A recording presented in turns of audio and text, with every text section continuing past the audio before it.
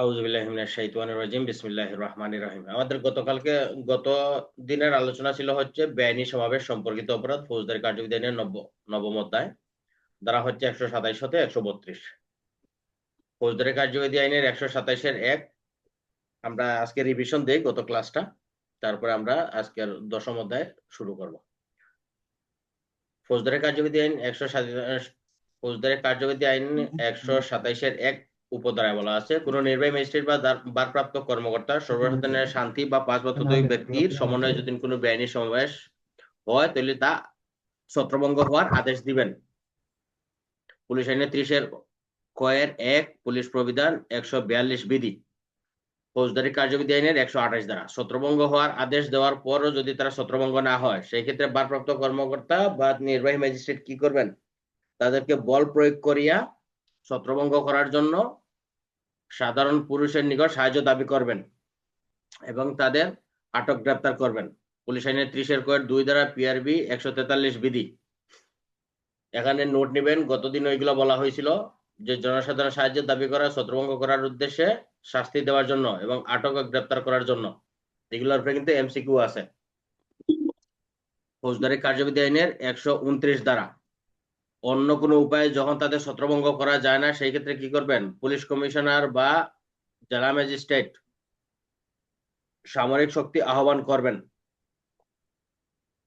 ফৌজদারি কার্যবিধি আইনের 130 ধারা, ম্যাজিস্ট্রেট কর্তৃক আহত বাহিনীর অধিনায়কের কর্তব্য, সেনাবাহিনীর কমিশন প্রাপ্ত বা নন কমিশন প্রাপ্ত যে অফিসার আসবে উনি ম্যাজিস্ট্রেট এবং পুলিশ কমিশনারের নির্দেশে পরিচালিত হবেন। তবে সামরিক প্রয়োগে ছত্রভঙ্গ করার জন্য উনি আটক গ্রেপ্তার করবেন। 2 হচ্ছে এরূপ প্রত্যেক অফিসার নিজে যে উপায় ভালো মনে করেন সেইভাবে কি করবেন? ম্যাজিস্ট্রেটের আদেশ পালন করবেন এবং যত সম্ভব কম শক্তি প্রয়োগ করে ব্যক্তি ও সম্পত্তির কম ক্ষতি সাধন করবেন।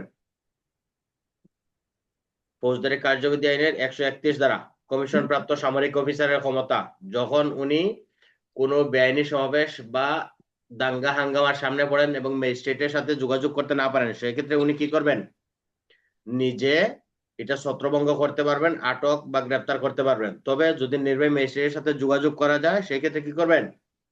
উনি নিজে এই ক্ষমতা প্রয়োগ করতে পারবেন না। আর ফৌজদারি কার্যবিধি আইনের 132 ধারা হচ্ছে, এই অধ্যায়ে যে কার্যক্রমগুলো হয়েছে বেআইনি সমাবেশ ছত্রভঙ্গ করার ক্ষেত্রে, এইগুলা কি করবে? মামলা করতে গেলে অবশ্যই সরকারের অনুমতি লাগবে। সরকারের অনুমতি ছাড়া মামলা করা যাবে না। কাদের বিরুদ্ধে? ম্যাজিস্ট্রেট এবং পুলিশ অফিসার। ফৌজদারি কার্যবিধি আইন 131 ধারা, কমিশন প্রাপ্ত সামরিক অফিসার। 28 ধারায় যেসব জনসাধারণ কি করছে? সাহায্য করছে। এবং 30 ধারায় যেসব অফিসার সাহায্য করছে তাদের ক্ষেত্রে মামলা করা যাবে না।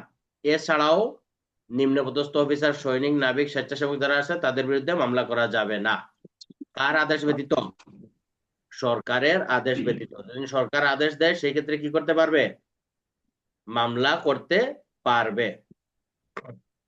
এই ছিল আমাদের গতকালকের ক্লাসের বিষয়বস্তু।